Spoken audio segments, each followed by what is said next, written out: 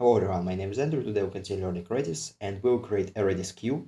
So we'll talk about REDIS queues, what are those, how to use those, and we'll create one ourselves. And let's just start.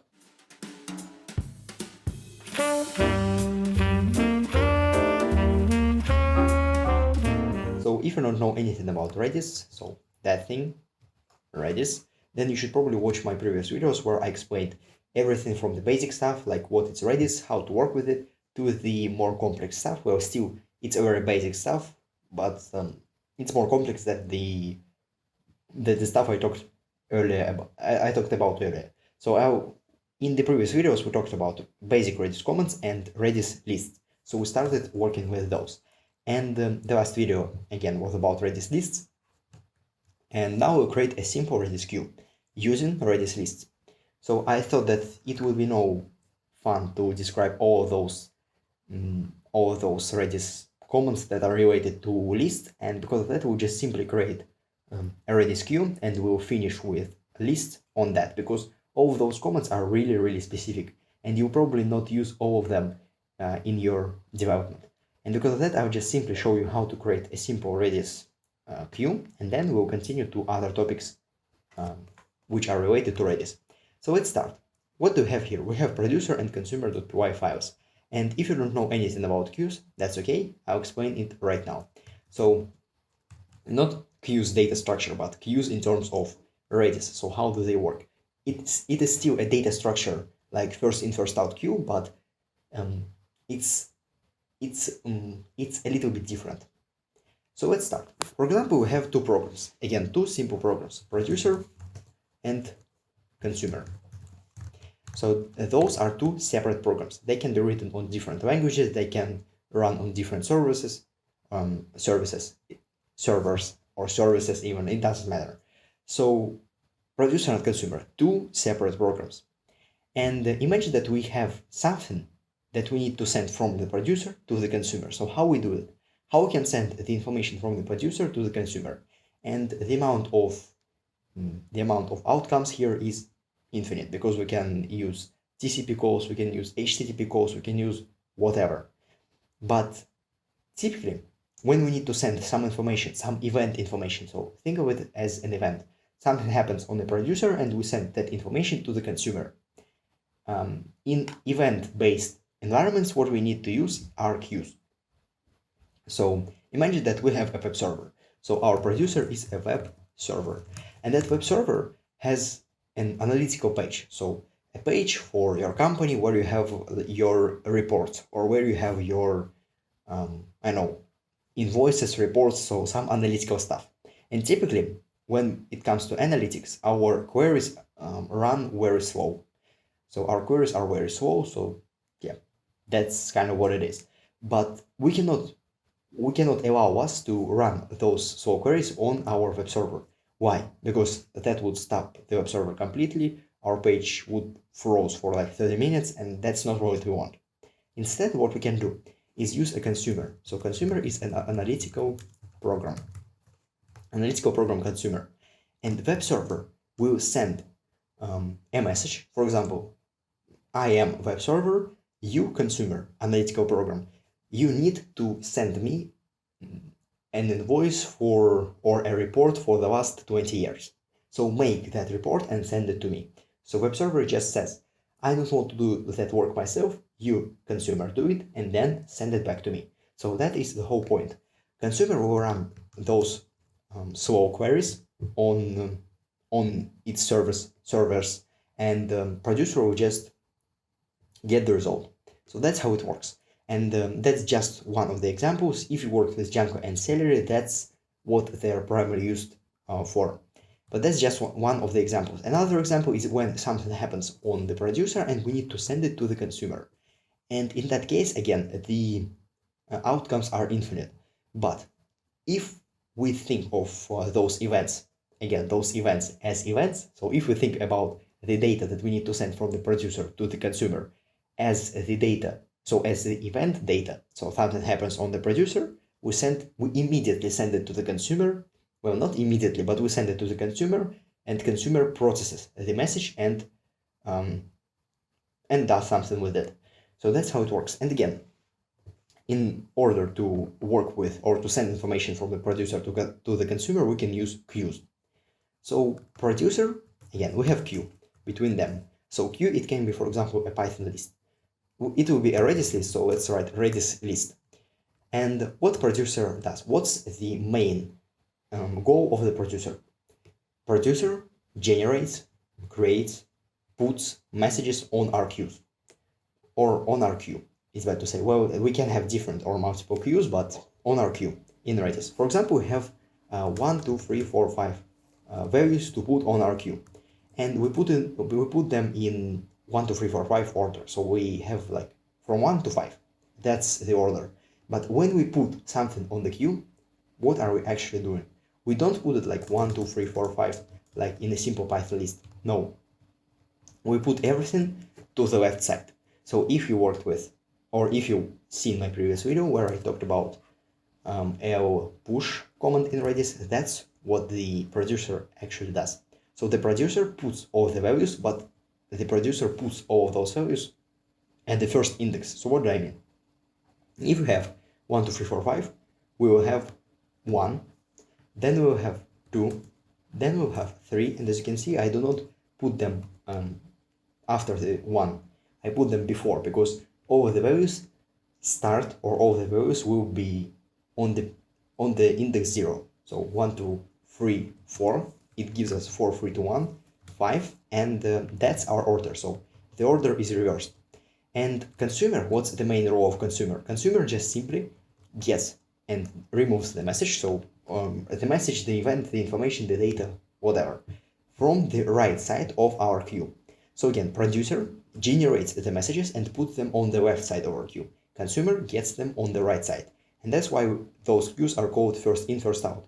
So number 1 was the first number that we put on our queue from the producer.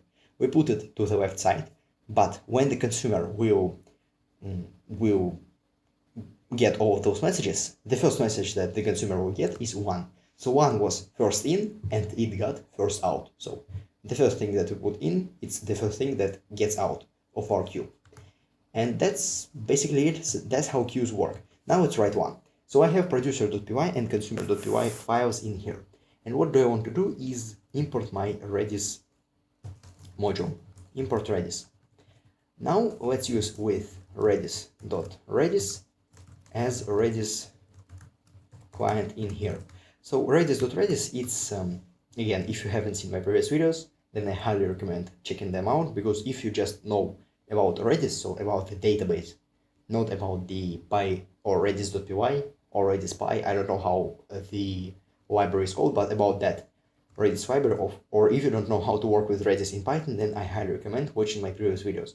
But simply what we do here is we open a connection to the Redis and we put that connection inside of our Redis client variable.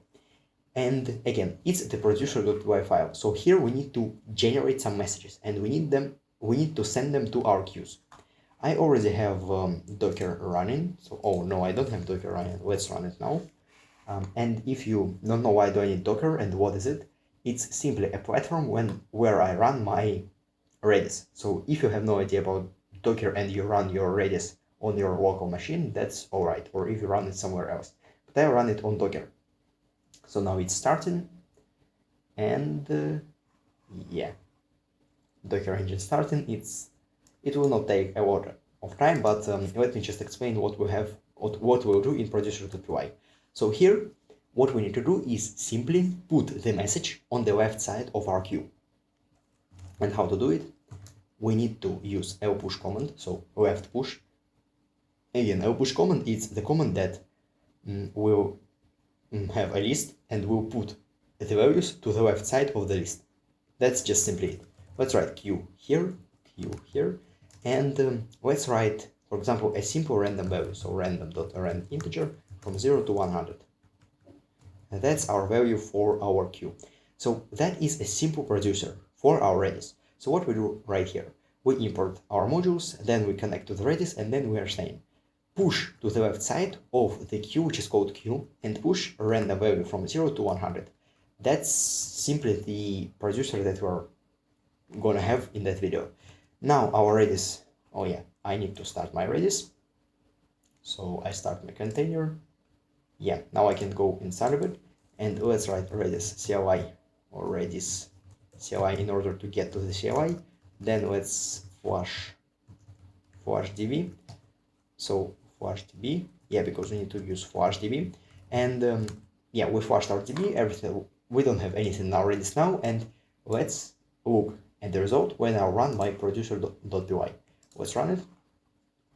So it connected to the Redis, and as you can see, process finished with exit code 0. That means that everything is alright. So we have no errors, and now let's look at our keys. So keys from O, as you can see, we have Q. And if I would use lrange from Q 0 minus 1, as you can see, I have 18, because we simply put a random value to that Q. I'll run my program one more time, and you'll see that I have 91. And as you can see, 91 is in the first index, at the first position. It's not an index because indexes in Redis or anywhere, not anywhere else, but in typically indexes start from 0. Redis is not an exception, so indexes in Redis start from 0. You can see here 191 to 18, so everything works fine. If we run it again, let's run it again just to see the result. I'll have something 91 18. So as you can see, oh yeah, 91 91 18. So that's whatever. Okay, so we have our queue. Now we have our, not our queue, but we have our producer, which puts some messages to the left side of our queue. Now let's head to the consumer. I'll just simply copy the code, but instead of using lpush here, what I'm going to do is use rpop. So first of all, let me talk about what is rpop and how to use it. Let's head to the Redis documentation, and here we have a lot of commands. So as you can see on the right side, we have L commands and we have some R commands. So what's the difference? In the Redis list, there are two types of commands, L commands and R commands. The difference is, well, of course, we have normal commands like len. Len means list len. But when it comes to, for example, lpop or rpop, those commands are used for the both sides, for the left side and for the right side. And here we are using lpush. So lpush, as you can see it here, lpush right there, it will put elements to the left side of our queue. But also we have rpush.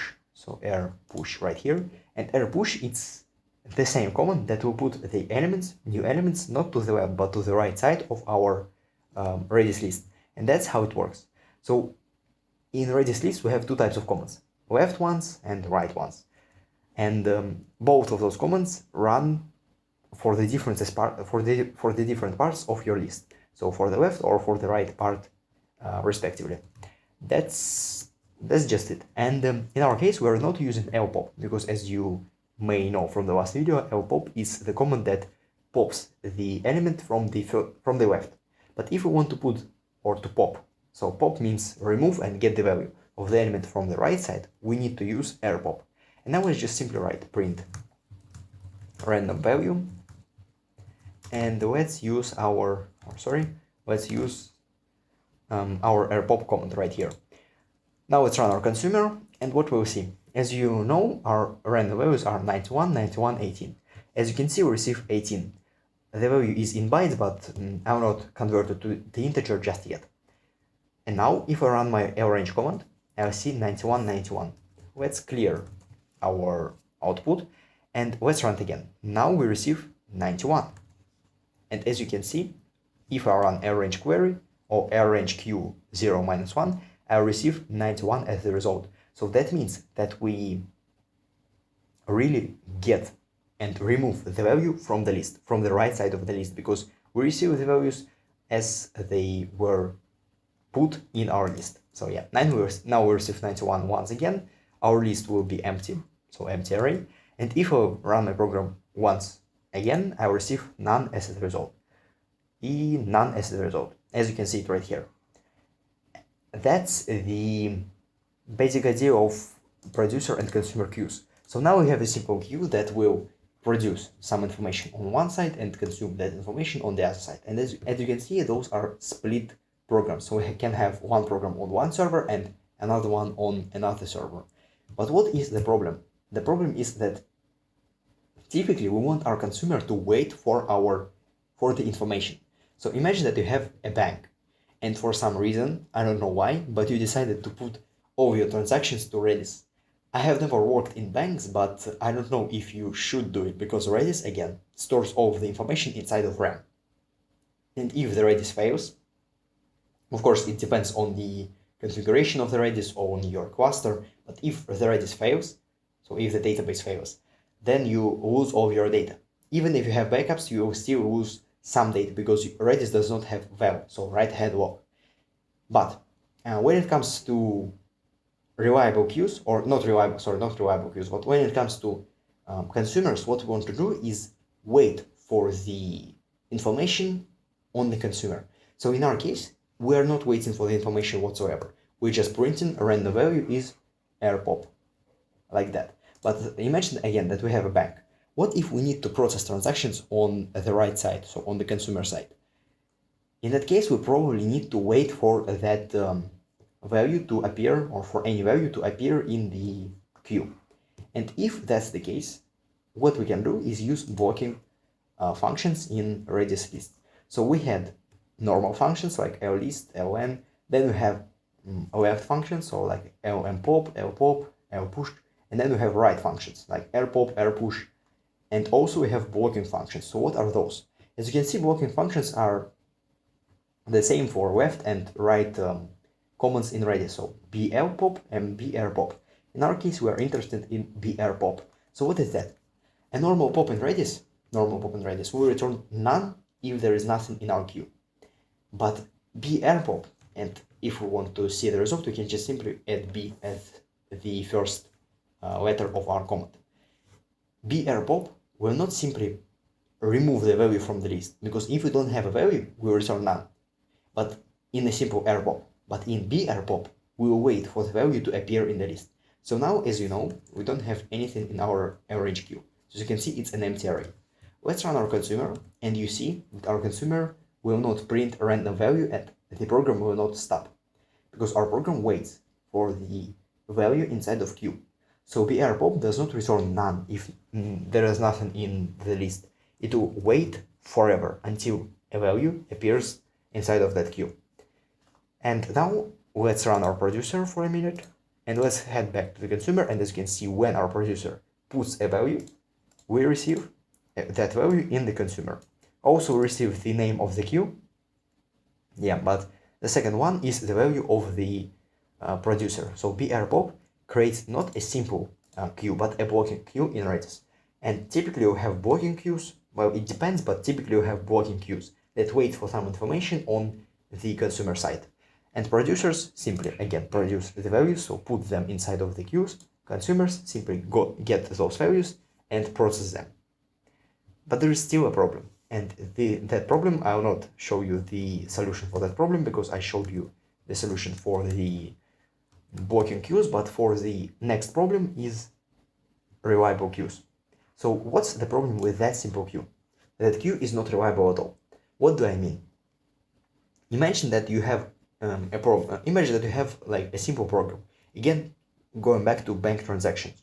In order to successfully complete the transaction, you need to count some values. For example, a user 1 sends some cryptocurrency, a Redis coin, to the user number 2.